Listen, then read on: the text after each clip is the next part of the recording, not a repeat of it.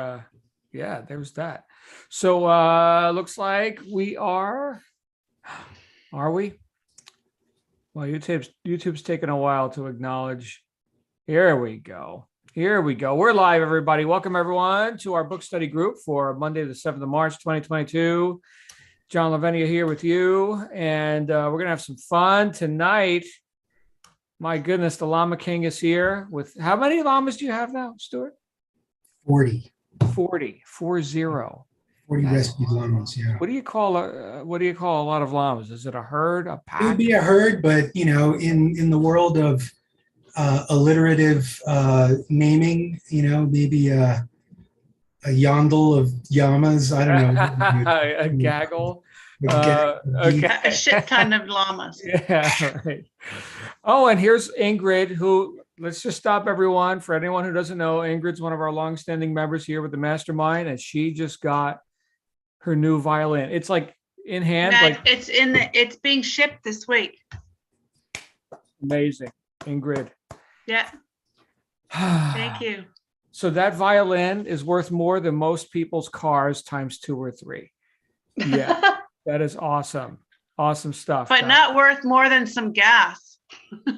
I'll tell you what. Yeah. So anyway, we're here for our book study group. So I do see Ingrid, Stewart, Catherine's here, Daisy, Janet, Lindsay. Looking for Bob and Missy. I don't know if we're allowed to start without them, but tonight we're concluding the 8 Pillars of Prosperity from this tome that Stuart sent me.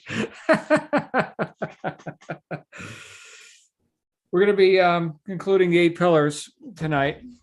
Before we get into that, I'll announce, I already announced it, but I'm going to announce it again. Our next book, which I have a hard copy of right here, Pitch Anything by Oren Klaff. We're going to be doing 2 chapters a week. There's 8 chapters in this book, about 200 pages and change. So 2 chapters a week. If you don't have this book, get it in your hands, or the Kindle version would be fine. But dig into that, my friends. We're going to be shifting gears, like hard shift. We're going from like timeless philosophy to hardcore sales, which I love both. Maybe it's because I'm a Gemini, right? On one hand, right, Stuart, here's like heavy metal and riding Harleys and shooting guns in the desert. And on the other hand, there's James Allen and, like the Bhagavad Gita and stuff. Okay, let's do it. Let's do it. In fact, speaking of heavy metal, I was talking to Stuart. This was, I don't know, a couple of months ago. And I said, you ever hear of the band Gwar? And he's like, oh, yeah, I got a friend who's a photographer. He was shooting Gwar. These are guys that dress up like monsters and outer space creatures and stuff, and they play heavy metal on stage. Anyway, yeah, so Stuart and I have mixed backgrounds. Gwar. You don't know what I'm talking about, Google it, and you'll see some interesting pictures. But anyway, we're into James Allen, the 8th pillar, self-reliance. Now, I will admit, my friends, and so for any of you who felt like, man, I don't like understand what these words are here. I was in the dictionary at least as much as I was in the textbook here. Like, all right, hold on a second. Tell me more about superciliousness here, right? And then, of course, that leads to other words. Well, let me make sure I fully understand what he means by haughty, right? A howdiness, right? So there's a lot of, bottom line is everybody's IQ went up from reading this chapter, okay? If you didn't know it, your IQ just went up because you got to define words and like, assuming you actually studied this, okay? This is not light reading. And one of the things I'll just say before I open it up is one of the things that I love about James Allen is that he's not dancing around. Most books in modern times anyway, there's 1 or 2 points in the whole book and then 250 friggin' pages to just make 1 or 2 points, right? And so at least that's what I've noticed. Whereas James doesn't mince words. He's not terribly repetitious. There's a couple ideas that came up a couple of times, certainly in the last chapter, where he's, telling us, here's why we didn't talk about the Temple of Prosperity, the title of the last chapter, where he's telling us, here's why we didn't talk about little specifics in terms of like methods of, business and commerce And he gave us 4 reasons why we didn't talk about that, because we're building on principles which are timeless. And then you can add whatever details you need to add. And if you don't like those details, add those details, but we build on rock. Okay. So that's one of the things I love about James Allen. And this is only the 2nd book I've read from him. So I've got a few more to read in here now. But thank you. Thank you, James. This was, I think in some ways, validation for the stuff that we do here in the mastermind group, right? Because I mean, aside from some special events that we have, where we might talk about, here's how to navigate the Etsy thing, and here's more of like a networking, communication skills as it relates to networking for business and stuff like that. Those are good detailed kind of things, but the vast majority of the stuff that we talk about are principles. I'll give you just one example from my life right now that just happened today, just a couple hours ago. I don't know if the person I'm thinking of is here. They are not here. Anyway, I had a conversation. It relates directly to the content in these last 2 chapters. Okay, I had a conversation today with someone who's had ups and downs. Anybody not had ups and downs? Of course you have, right? This guy's had ups and downs.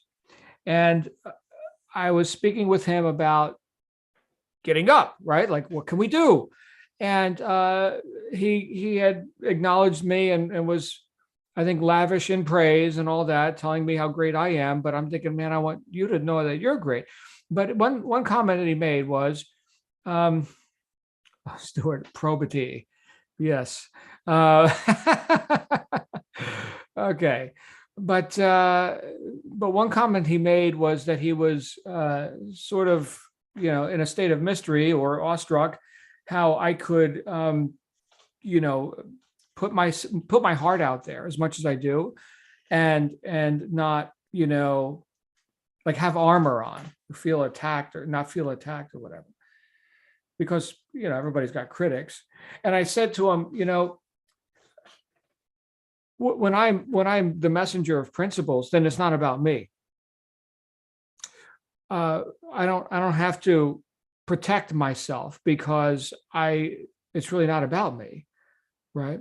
And so just reading these last couple of chapters reminded me that we must always place principles before personalities. That was something that I got, and that's a simpler way of saying, a lot of the stuff that he elaborated on in these chapters. But that was something that I got when I was very new to the whole path of personal development, which I sought out, as a result of my life not working, right? I wanted to learn some stuff, like, how to get my life working. And where I found it originally was, through groups, fellowships, where people got together to talk about, their life and in the context, in case anybody doesn't know, in the context of living sober and not being a drunk and all this, right? So 12-step fellowships. But one of the traditions of 12-step fellowships, like Alcoholics Anonymous, Narcotics Anonymous, and these, is to always place principles before personalities. Because here's a life and death situation. And when we look at the book and what James Allen's teaching us, it may or may not occur to you as a life or death situation. But if we're talking about the principles of what? Prosperity. What is prosperity about? Well, it's about doing well, doing well in life, right? I mean, just look at the etymology of the word. Well, now maybe it is a life and death. So to what degree are you living? It's all by degree. So while the drunkard and the harlot, which he also named here in these chapters, while they are living to whatever degree, well, I think we're looking for, some higher expression, some more livingness, right? So maybe it is a matter of life and death by degree. So principles, we're basing this on principle. And this 8th pillar, self-reliance, he leans heavily on Emerson for this, which immediately when I saw the title of the pillar, right, self-reliance, I'm thinking Ralph Emerson, which was, I think, probably his most famous essay, Emerson's essays, right? Maybe we'll dig into those too. But if you thought this was hard to read, dig into Emerson's essays. Yeah, you'll be swimming in the dictionary. But because Who's got some thoughts on this self-reliance chapter? This, I think he kicked ass in this chapter. I could pick any paragraph and just quote it, and it'd be like reading poetry, like the best shit ever written, I think. Who's got some thoughts on this? Since Missy isn't here, somebody else is going to have to talk first. Lama King, you got some ideas on self-reliance? Oh my God, it's like my motto, bro. I mean, this chapter really spoke to me in so many ways. God, I'm noticing that there's like some touch-up thing in my videos, like all airbrushed. So you look beautiful. Sorry for the Vogue cover. Yeah, a couple things. First of all, I love this book so much. And this chapter is, to me, right on par with the chapter on integrity and sympathy. And of course, yeah, I like you said last week, I took it as a nod to Emerson, and I went ahead and I reread Self-Reliance by Emerson, and we could do a whole couple of nights on that. It's a pretty short essay, 20 pages or whatever, but oh my God. And so I went on this whole sidetrack of reading Emerson. I'll drop it in the chat, PDF for anybody that's interested, the full text. There's a lot of like excerpts online, but I found the full text. And the more I read it, and then, because I actually read it before reading this chapter. And as I was reading Alan, I realized how much, and not just on this chapter, but in his approach on life and his writing style, because he quotes Emerson in almost every chapter in this book, right? And so it just kind of blew me away. And I even pulled a couple of just amazing quotes out of Self-Reliance. But and to me, like, why I like James Allen so much and why I like this book so much is, let's say, as a man of person, a man of person, a man of principle, a person of principles. That's really what the crux of this book is about raising up our moral character and being virtuous and creating this foundation for prosperity that really comes from moral virtue and moral character, right? And all the probity and all the other things follow. So I'm jazzed on it. So of course I took some notes. He talks, and this is what 120 years ago, about the mental maladies of today's youth, right? And of course, those things still ring true today: self-depreciation and self-conceit, and not to confuse self-reliance with self-conceit. And I don't think any of us would. He talks about the timid apologetic person who's afraid of what others might think of them, afraid of ridicule, fear of disapproval, right? That gets in the way of us being self-reliant. He like rails on those kinds of people and says, you're not, you're not a man or whatever, but you're not a complete healthy person. If you're always worried about what other people are going to think and say, and as our friend Glenn Henderson always says, what would they think? They don't, right? And who cares about what other people think? And a lot of Emerson's essay is really about, trusting yourself and not listening to other people, and don't be the conformist. And greatness is for the future. Just unbelievable stuff. But to echo what you were saying, John, and he kind of says this in some of these chapters about the armor of invincibility that you have when you have integrity, right? And I think in a couple of these chapters he talks about it, but he says something here about the shafts of mockery and sarcasm cannot pierce the armor of the self-reliant person, right? And I think he mentions that in a few ways. In terms of Emerson and self-reliance, he talks about standing on our own native simplicity and our original dignity, to believe in our own thought, to believe what is true for you in your private heart is true genius.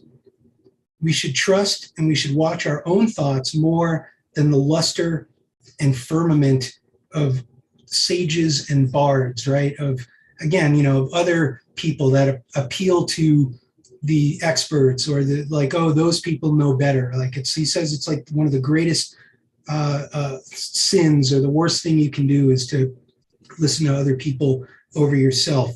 We dismiss our own thoughts without notice because it is ours. In every work of genius, we recognize our own rejected thoughts. Right? So you read something, you're like, what? I had that idea, or whatever it is, right? But we didn't believe in ourselves enough to own it, right? And then you read it from somebody else, and then you appreciate it, and it sounds better coming from somebody else, or whatever. He talks about.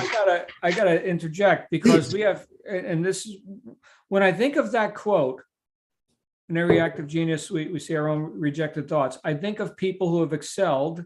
And one of the people who I think of who have excelled in an area where I have not excelled is Ingrid. Ingrid's here right now. Ingrid's a master violinist. Okay. So I rejected those thoughts. I've got a violin and I can make some noise with it. If you guys want to hear it, it's bad, but, so there is genius level, demonstration of that particular art. What you're talking about, though, and it's like, look, we're not going to be all things, but we can be whatever we want. We're going to have to choose. I've excelled in other areas. So it's not a self-deprecating thing that I'm saying. But right there, where did he say here in this chapter where trust thyself, says Emerson, every heart vibrates to that iron string.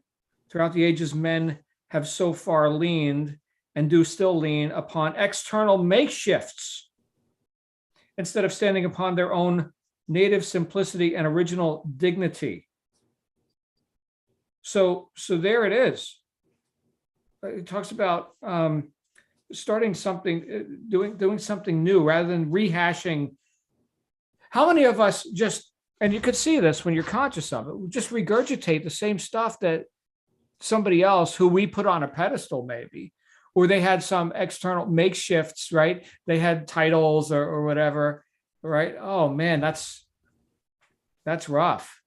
Right. Anyway, thank you, Stuart, for reminding me of that. I read that like days and days ago, and I was like, no, I don't think I had read that since I was a teenager, and it just means so much more to me now, especially after living a life of nonconformity. But he says that Emerson says that if we continue to ignore our own thoughts and elevate others over our own, that one day a stranger will say with masterly good sense exactly what we have thought and felt, and will be forced to take with shame our own opinion from others. Anyway, just like, what? Unbelievable. Nothing, right? Nothing is more sacred than the integrity of your own mind. All right, back to James Allen. The true hero lets our own truth speak for itself, that we shouldn't be shamed by bugbears. What's a bugbear? Or conventionalist? So you want me to give you the full definition? Please. Yeah. Bugbear is a cause of obsessive fear, irritation, or loathing. And archaic, an imaginary being invoked to frighten children, typically a sort of hobgoblin supposed to devour them. So I've also heard it called the bugaboos. Right. So like Samuel Clemens, I've had thousands of problems in my life, most of which never actually occurred. Right. So we could say those are the bugbears, the bugaboos of, right, my projected imagined enemies. Right. Okay. So shamed by the bugbears and conventionalists, that we shouldn't fear for our reputation or position. And I think that this is truer today than it ever has been in terms of being an independent thinker, a free thinker, being a person who values free expression and free speech, right? Because we're just in the heart of cancel culture, right? And this is a lesson to speak our mind and not worry about, what other people are going to say, and don't fear for your job, and don't fear for your reputation. And these are things that we're being threatened with today. And that after we've walked through the fires, that people eventually turn to the self-reliant people for guidance, with respect, with admiration, right? Because those are the pioneers, those are the people that have forged through. And then all of a sudden, those of us that have been ridiculed for being independent thinkers, eventually somebody appreciates you for not being like the rest of the herd, or whatever that is, or not being like the rest of the sheeple. Self-reliance rests on principles, self-worth, probity, purity, sincerity, character, and truth. He drops a Buddha quote about relying on the self and not external help, and finding the balance between self-trust and humility, and that if we rely on the light of others, then darkness overtakes us. But if we rely on our own light, then darkness can't overtake us. Right. Let's pause right there, and amazing. let's also give anybody else who wants to talk. Right now, there's no other hot mics, but in that same paragraph, Stuart, he said something that hit me pretty hard, because sometimes people could think, well, then it's all me, right? Well, hold on. Is that like an arrogance or a conceit? But what he says here, it must not be thought an indication of self-reliance to scorn to learn. In other words, to say, oh, I can't learn, I'm too cool for school. And you students over there, you are less than me, right? Because you're learning. Such an attitude is born of a stubborn superciliousness. So I had looked it up because I haven't used that word in a long time. Okay. But that's like a dismissive haughtiness, like I'm better than you. Okay. A stubborn superciliousness, which has the elements of weakness and is prophetic of a fall, rather than the elements of strength and the promise of high achievement, which are characteristic of self-reliance. So pride and self-reliance are opposites. You're not too cool for school, and you know that you don't know. Well, how great that you get to learn now. Oh, look, I've never learned anything by being right or already knowing. In fact, it's the surest way to not learn. It's to already know. Well, maybe there's an arrogance in thinking that you know everything, and that's really not self-reliancy. Self-reliancy is not only knowing what you know, but knowing what you don't know, with plus the ability to be able to learn those things from other people or other sources, right? Yeah, I'll rely on myself to go seek wisdom now. Right? I'll rely on myself to reach for the book, the seminar, the mentor. Janet? Yeah, so he talks about a conceited assumption of knowledge. And I have to say that when you're put in a position of knowing and somebody asks you something that you don't, do you choose to, I know what I choose, but do you choose to say, oh, and make something up on the fly? Or do you choose to be honest and have integrity and say, for instance, in my classes, I really don't know enough about that to answer you, but I'm going to look it up and I'll come back to you with an answer. So I think that's, between being self-reliant, yes, I am steadfast. I know what I know, and I feel good about it. Or conceit. Oh yeah, I just know it all. That you don't have to worry about it. I think it just come to me. I know. I think it's the flexible. He talked about the willow and the steel. It's being able to, as you say, John, being able to learn, being able to say. I mean, what do we learn? We learn from our mistakes. We learn from things we don't know that have been pointed out to us that we don't know, or we figure it out. That's where we're learning. That's where we're becoming. And the more we learn, the more self-reliant we are, because the more stuff we have in us to stand true and tall. And yeah, I love the Buddha quote too. And you become your own light. You are your own light. You're not looking to everybody else for answers. You have some good stuff in you, and you are able to hold on to that. So in the very first page of this, it's the conceited assumption of knowledge will elicit contempt. Yeah, because people will find you out. People will figure out you just don't know. And the Buddha quote was on the next page. They shall be a lamp unto themselves, relying upon themselves only and not relying upon any external help, but holding fast to the truth as their lamp and seeking their salvation in the truth alone. shall not look for assistance to anyone beside themselves.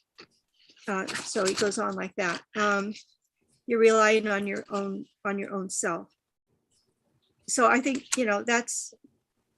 that's to me very beautiful, and a balance, perfect balance between self-trust and humility, which the man of truth must acquire. You have to say, in this case, I don't know.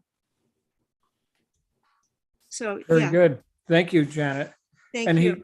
he summed it up there right after that Buddha quote, right? It is they among my disciples who reach the topmost height, but they must be willing to learn. In this saying, the repeated insistence on the necessity for relying upon oneself alone, coupled with the final exhortation to be eager to learn, is the wisest utterance on self-reliance that I know. And then he referred to Buddha as the great teacher.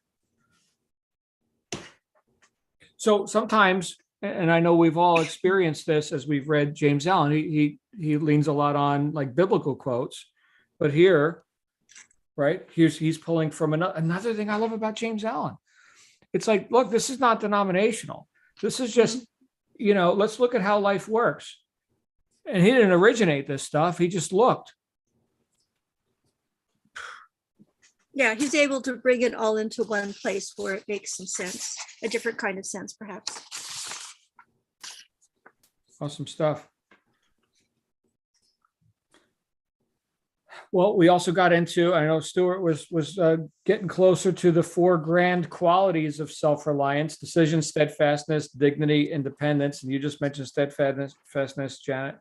But the whole bit on decision, I was like, yeah. That's John. Yeah. He also, that also to me was almost a precursor to a lot of what Napoleon Hill talks about in terms of decision, right? Yeah. Indecision, being one of the main reasons for failure. The successful person makes a decision quickly and sticks with it. Mm-hmm. Right. The unsuccessful person takes a long time to make a decision and then, keeps faltering and changing. I really appreciated that. Yeah. Good times. Good times. Any other thoughts on this chapter? John, Yes. John? I'm sorry. So when you're still learning and finding ways, whatever you're going for, where is it indecision, and where is it I'm still trying to find my footing, and I'm investigating things? Where is it in there that that you find the differences or similarities? Right. So in the final chapter, he talks about principle versus the details, and the decided mind. Okay, so here's that steadfastness. He says in here, indecision is a disintegrating factor. A minute's faltering may turn back the current of success. Men who are afraid to decide quickly for fear of making a mistake nearly always make a mistake when they do act. The quickest in thought and action are less liable to blunder, and it is better to act with decision and make a mistake than to act with indecision and make a mistake. For in the former case, there is but error, but in the latter, weakness is added to error. So I'm looking for the quote in here where, if he stands upon fact and acts from the simple truth, he will find no room for halting between 2 opinions. So there is a fixity to being decisive, which allows you to show up as decisive prior to having new data. So now I'm exploring this new area, and but I'm already applying the principle of decisiveness, which is a piece of self-reliance. Therefore, I can navigate the new data faster and with less likelihood make a mistake, because I'm already showing up as the decisive person. I don't know if that explained it, but that's what just came out as you asked your question. To bounce off of that, Janet, Yeah. this section, the decision and the steadfastness, to me reminds me of the Gladwell book, Blink. If you know Malcolm Gladwell, and in Blink he talks about the best decisions tend to be the ones that we make from the gut, from our instinct, right? Even Napoleon Hill talks about, right? What is it, inspired action, John, that Napoleon Hill talks about. And there's a book by Daniel Kahneman called Thinking Fast and Slow. And he talks about that we have two modes in our brain. And we have the fast mode, which is the sort of quick decision, impulse making, and that tends to come from more survival from our paleo ancestors. And that, under stress and in survival type situations, you got to think quick and you got to make a decision. And that tends to be more of a primal kind of thing. And it overrides this sort of deliberative process, right? And then there's the mode that's like the slow thinking. And that, can be anything from kind of taking a deep breath to like gather your thoughts and think about the information and the education that you have to make a clear decision.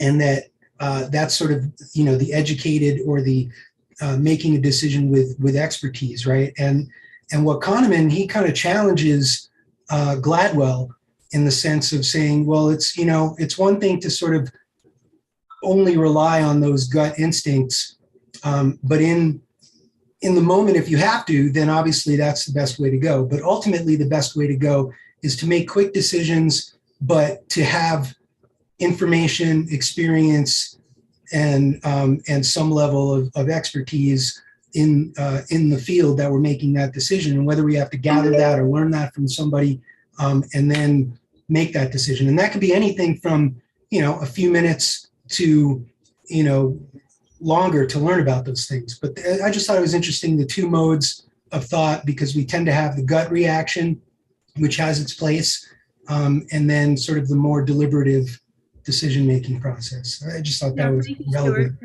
That's good. Yeah.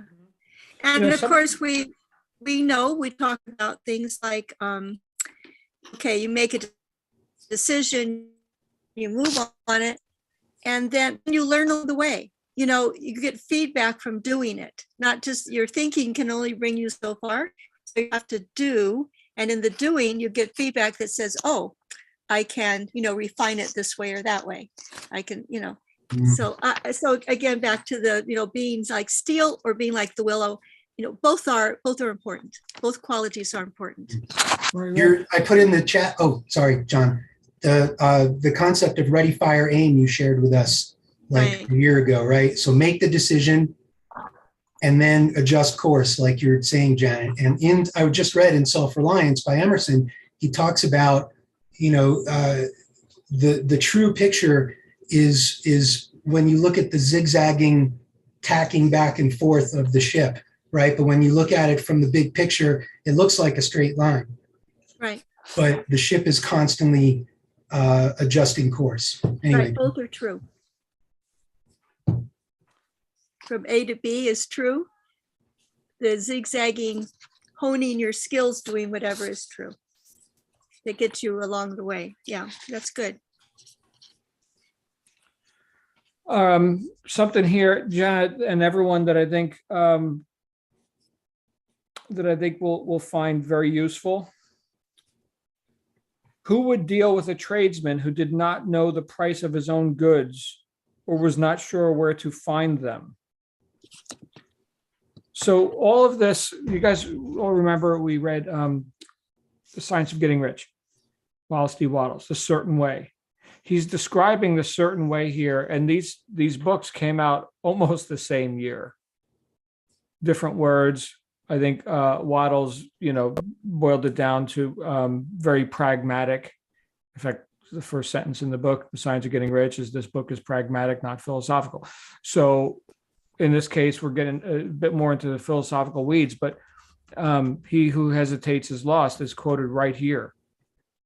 And then in the steadfastness part, which is one of the component parts of self-reliance, we cannot stand on the bog of concession. I love that. Shiftiness is a vice of weakness, and the vices of weakness do more to undermine character and influence than the vices of strength.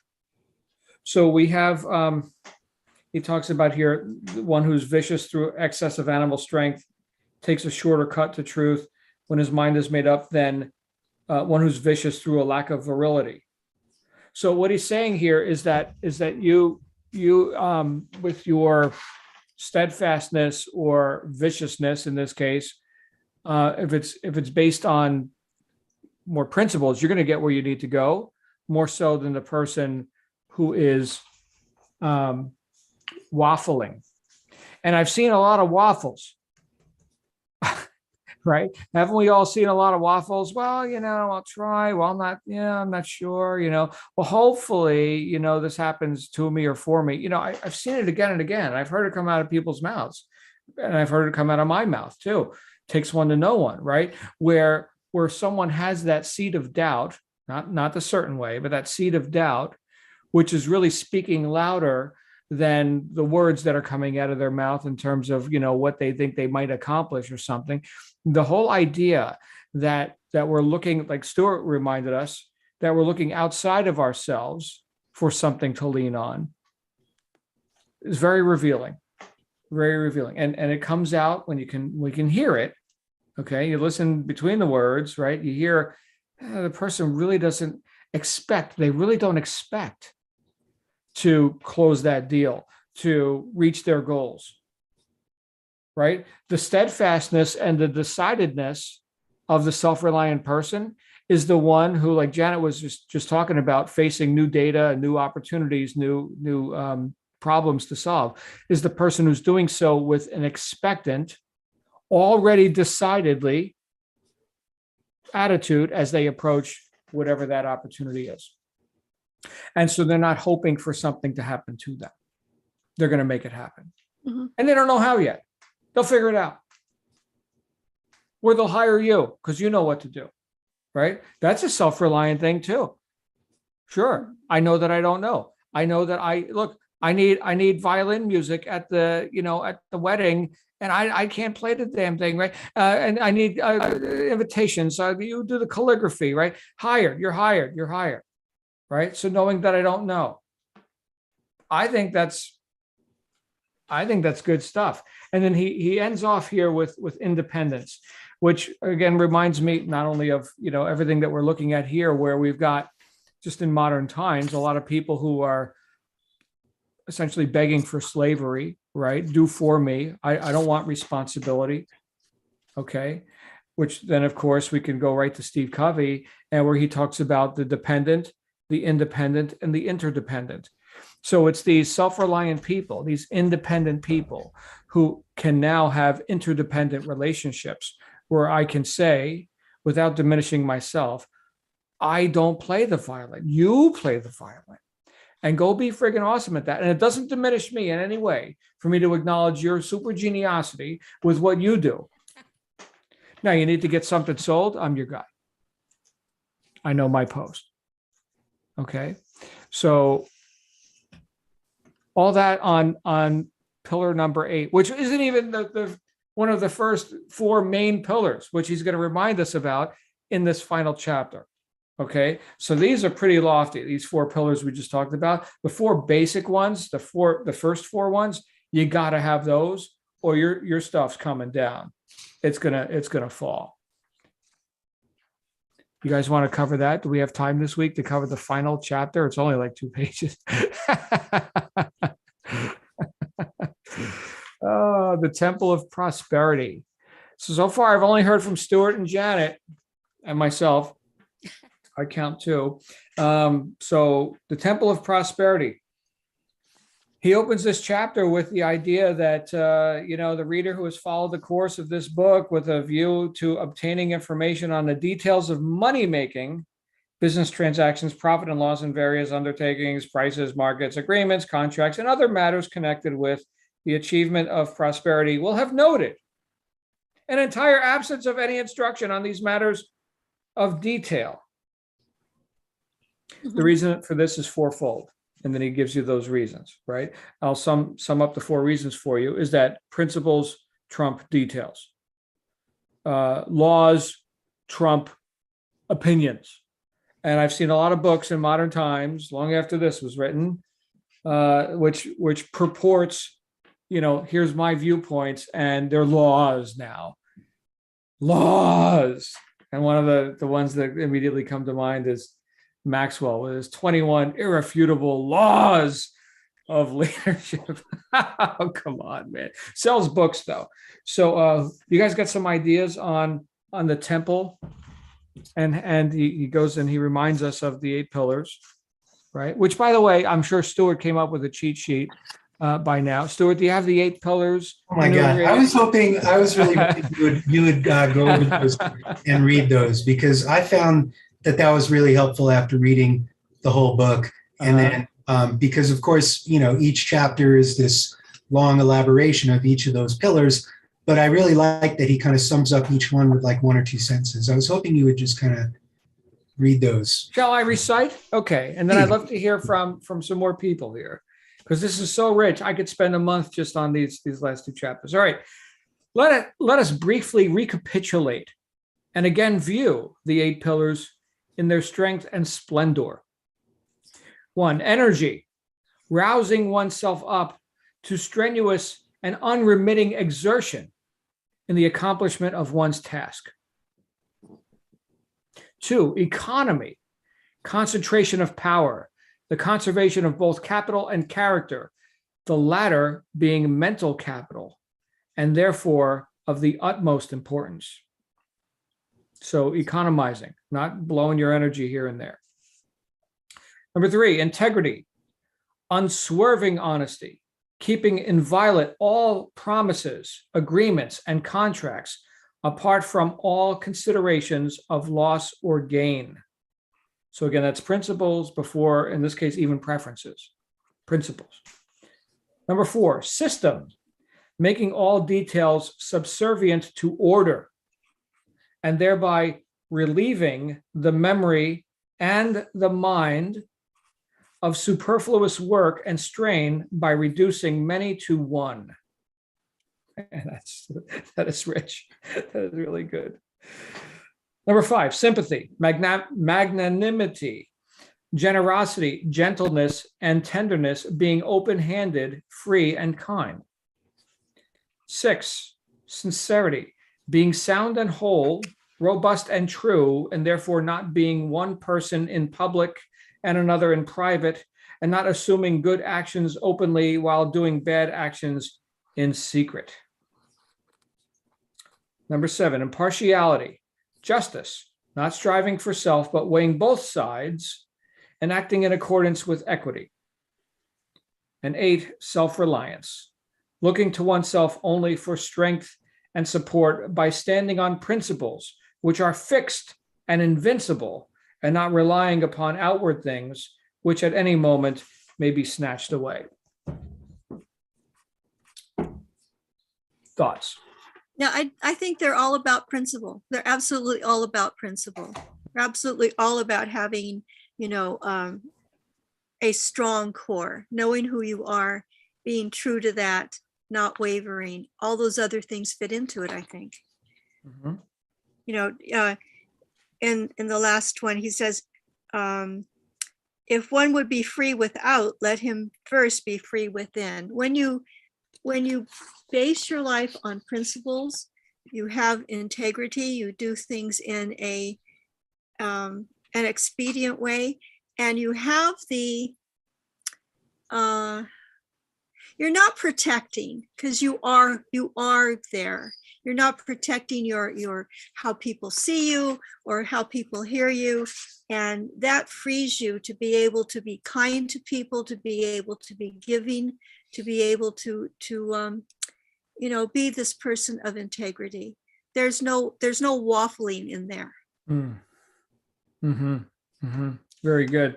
Well, that's like what I was mentioning before with the guy who was acknowledging me for putting myself out there as much as I do. And I guess this person felt like they had to, defend or protect themselves or something, or withhold themselves. But I think about it like what you were just saying, Janet. If gravity could talk, would it like have to like assert its rightness? And well, here's why I'm being gravity, and like we need the Q&A about it. Like, no, that's sounds silly, but that's the way I look at it. No, but I think that's right. There's just strength in knowing who you are, knowing your pluses, going with those. And like I said, you can be, when you are strong in yourself, you can give to others, because you're not taking away from what you are. When you don't know who you are, when you don't have a good core, you just, it's like being on shifting sand. Mm-hmm. Catherine, Daisy, Ingrid, Lindsay. Catherine? No? Yeah, Catherine. Yes. Yes. Taking it in. Sorry, lost my train of thought there. No, actually, the last chapter, the eighth pillar, I think I must have highlighted it, probably 2/3 of it, just when he was talking about the steadfastness and everything. That I really liked that. What was the quote here I'd had? And he was talking about actually, this is from the 10th. The moral man is ever blessed, ever happy, and his life, viewed as a whole, is always a success. To these there is no exception, for whatever failures he may have in detail.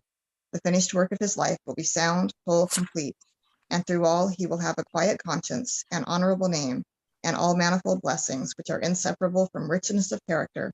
And without this moral richness, financial riches will not avail or satisfy.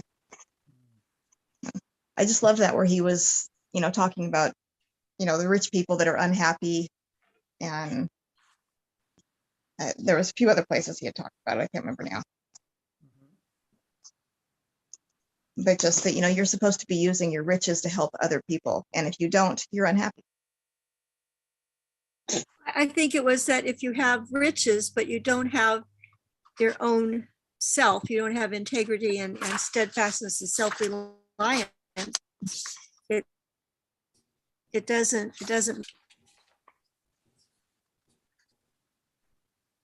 Catherine, what do you think? We lost your last sentence there, Janet. It does. I'm sorry. I'm a little unstable. My system is a little unstable. I don't know. It's just that you can have riches. You can have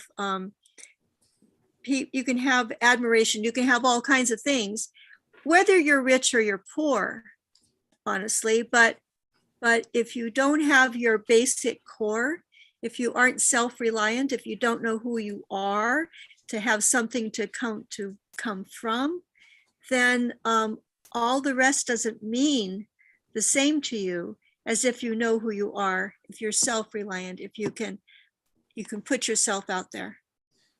Those are obviously my words and not his. Catherine, yes? Yeah, I liked that, because he relates prosperity to being a moral capacity. And I thought that was really a cool thing. I mean, we watch the news any day of the week, and you're just like, what's wrong with these people? They're immoral.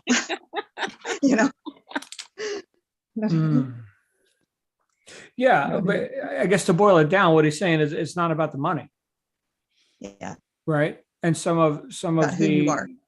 Yeah, some of these, you could be a billionaire and be among the most wretched of the poor, morally, spiritually, right? I mean, in the bigger picture, look, here we're doing this life thing, right? This incarnation of, here's Catherine, and you'll do that for a few years, right? But in the bigger picture, here's the bigger picture.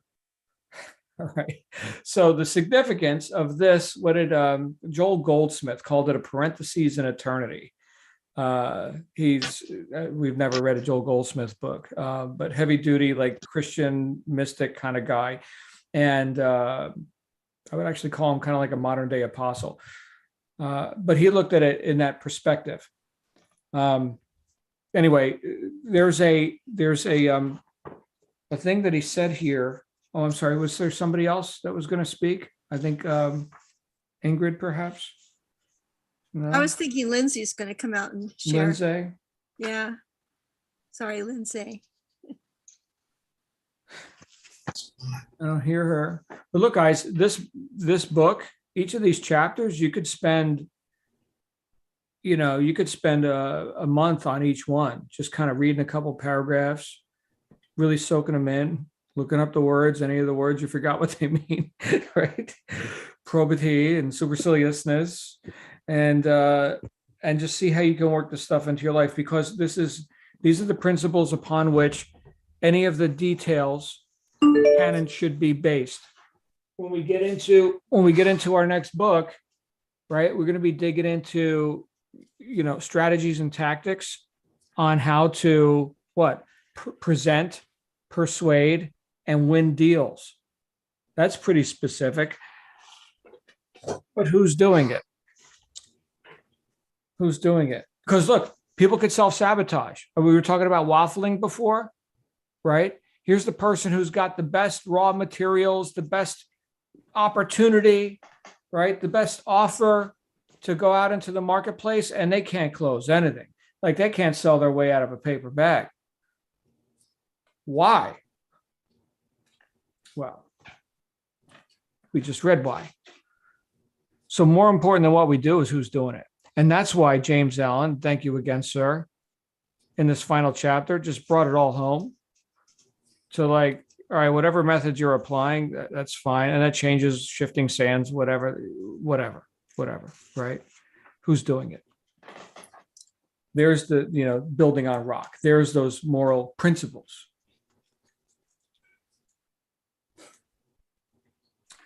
I don't see any other hands. Stuart, do you have any other comments on this? Yeah. Sure. Yeah.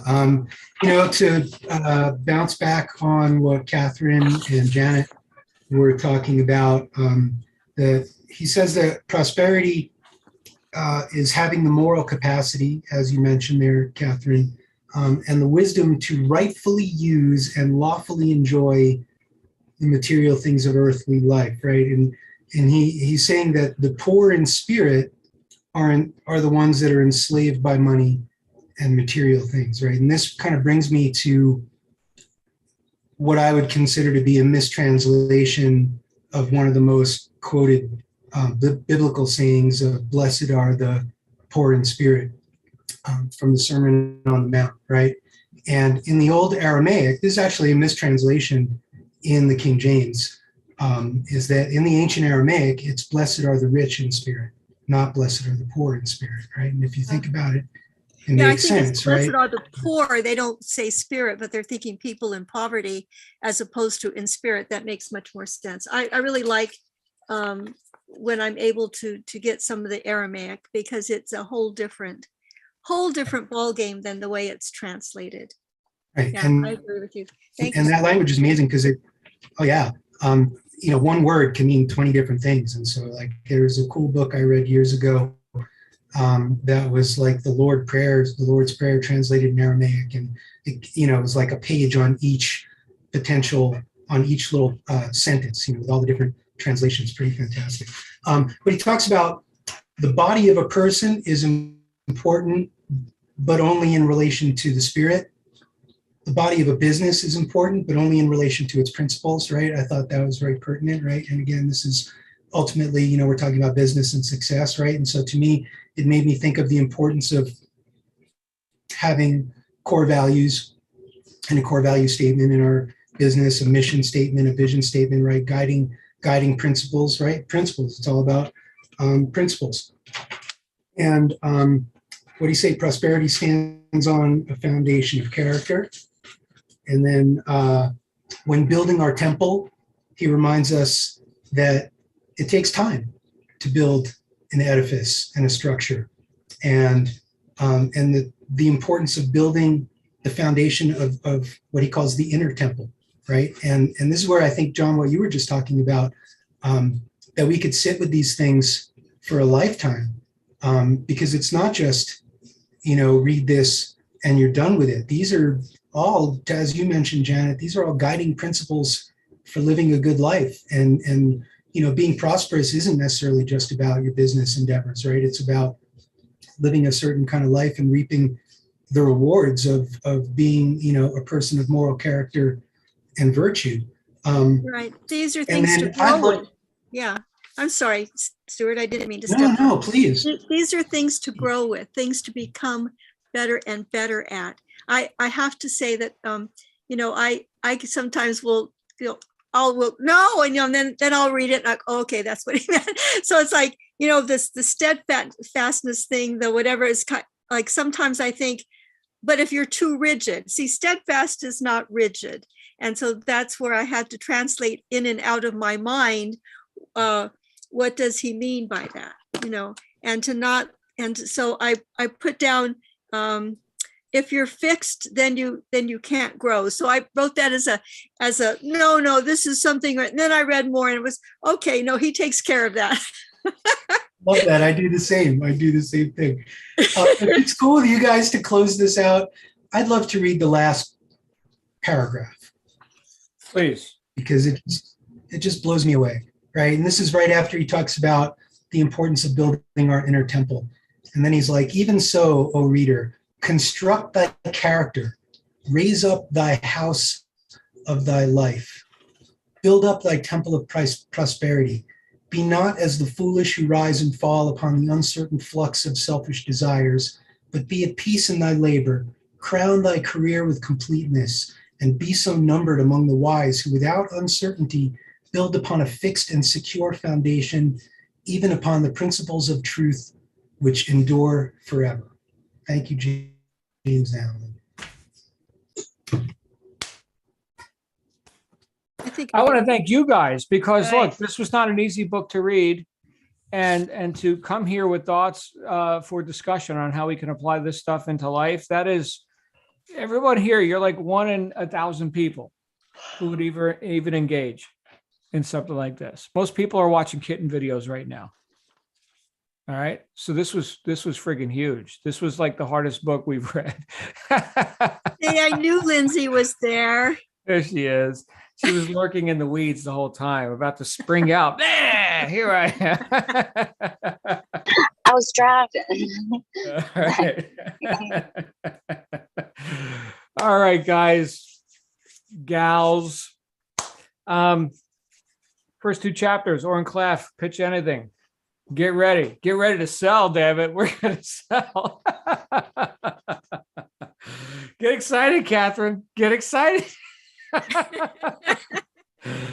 All right. Love you guys. Thanks for being here. Of course, if you're seeing this on YouTube, this was brought to you by the paying members of John Lavenia Success Mastermind. Go to jlsuccessmastermind.com and get a free trial membership right now. You will love it, guaranteed. All right, guys. We'll see you back here next week. You guys have a good one.